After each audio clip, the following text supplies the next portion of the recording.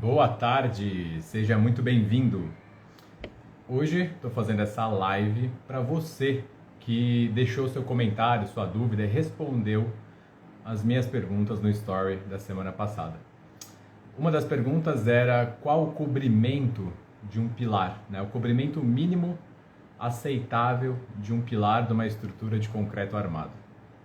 A maioria das pessoas respondeu que é de desculpa. Qual é o cobrimento mínimo de uma estrutura de concreto armado numa classe de agressividade ambiental nível 2? Muita gente consultou a NBR 6118 e na classe de agressividade ambiental observou que o cobrimento para pilares para nível 2 é 30 milímetros, certo? 30 milímetros e colocou como sendo essa a resposta. Então a grande questão, né, estou fazendo essa live justamente para esclarecer. Eu posso pegar a tabela da NBR 6118 para utilizar aqueles cobrimentos como parâmetro para a inspeção de estruturas? Quem utiliza essa tabela? Coloca aí nos comentários.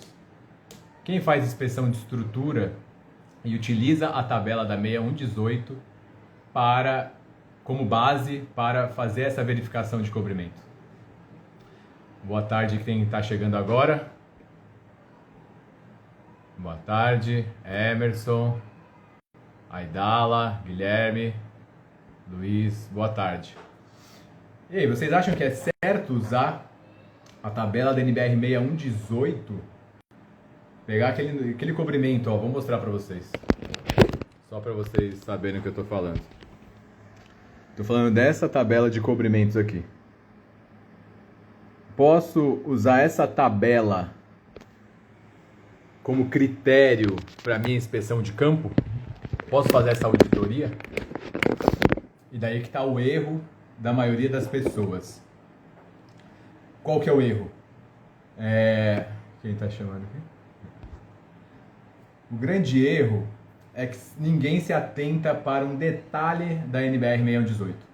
Esses cobrimentos são cobrimentos nominais, cobrimentos para especificação de projeto. E daí um erro conceitual. Você está usando uma norma que chama Projeto de Estrutura de Concreto Armado como referência para sua inspeção. Aquilo ali é referência para o projeto. Qual seria a norma mais adequada para uma inspeção de estrutura? Eu teria que achar uma norma de inspeção de estrutura, que para edificações não temos. Para estruturas de pontes de obra de arte especial, a gente tem a 9452. Consultando a NBR 9452, ela não especifica esse cobrimento, né? Ela fala se o cobrimento é aceitável ou não, se está carbonatado ou não, né? Então vale a leitura como base, porém ela não traz os requisitos. Então qual outra norma eu teria de referência? Em segundo lugar, se a de inspeção de estrutura não tem nada. Vamos para a norma de execução de estruturas. Qual que é a norma de execução de estruturas? É a NBR 14931, que foi revisado agora, em 2023, está excelente, sensacional, vale a leitura. Só que tanto essa norma de execução de estrutura, quanto nessa versão 2023, como a versão antiga, as duas trazem uma tolerância de variação geométrica, variação dimensional dos elementos de concreto, certo? Então, dentro dessa norma de execução, tem parâmetros para inspeção e recebimento de estruturas. Então, essa é a referência mais adequada para eu fazer minha inspeção de edificações pós-uso ou pós-concretagem. E se vocês vasculharem na norma, aí sim elas remetem a verificação do cobrimento conforme projeto. E daí a gente cai na 6118, certo? Eu só queria esclarecer tudo isso para mostrar a questão da referência, né? Nunca vá na referência mais usual que é falada por aí. Tente achar um motivo. Então o motivo que eu uso a 6118 é porque as normas de execução, de inspeção estão remetendo a ela. Aí ok, eu posso usar ela como referência para inspeção, porque ela é referência para projeto, certo? Então voltando à grande pergunta, agora que eu posso utilizar a tabela da 6118 para a minha inspeção, o cobrimento de um pilar numa classe de agressividade ambiental 2 é de 30 milímetros, e daí eu tenho que ler a norma, né? Tomar muito cuidado para não pegar tabelas, dados fora de contexto. Sempre vá à fonte e leia essa fonte. Então, se a gente lê só a seção, se a gente lê a seção de cobrimento e a gente vai lá no item 747, tá falando o seguinte, ó: para garantir o cobrimento mínimo, o projeto e execução devem considerar o cobrimento nominal, que é o cobrimento mínimo acrescido de tolerância ΔC.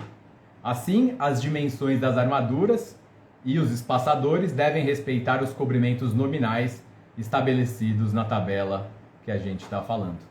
Logo, aquele valor é de projeto, é uma referência, considerando um erro executivo de 1 centímetro. Logo, na minha inspeção, para eu caracterizar como uma não conformidade o cobrimento de armadura, eu tenho que reduzir 10 milímetros em todos os valores daquela tabela.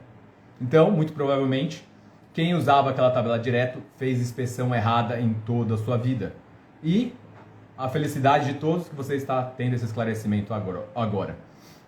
Só uma ressalva, continuando a leitura, é possível que em controles de qualidades muito bons, né, mais rígidos, você pode reduzir essa tolerância nominal para 5 milímetros. Daí você teria um valor de cobrimento no projeto, já em vez de tolerância de ΔC de 10 milímetros, de 5. Então você tem que se atentar ao projeto, o que o projetista considerou. Se ele considerou que o controle de qualidade do cobrimento do concreto era mais ou menos rigoroso, né? No geral, esse cobrimento rigoroso vai ser utilizado mais em peças de concreto pré-fabricadas. Então pode ser que o fabricante tenha considerado um ΔC de 5 milímetros. Daí, os valores reais medidos nesse elemento são os valores da tabela menos, ou os valores de projeto, menos 5 milímetros. Tá bom? Então, se você curtiu, né, esses esclarecimentos, não deixe de deixar seu like, que amanhã ou depois eu vou esclarecer as outras dúvidas das outras perguntas da enquete do Patogame. Grande abraço, bom almoço a todos, até a próxima.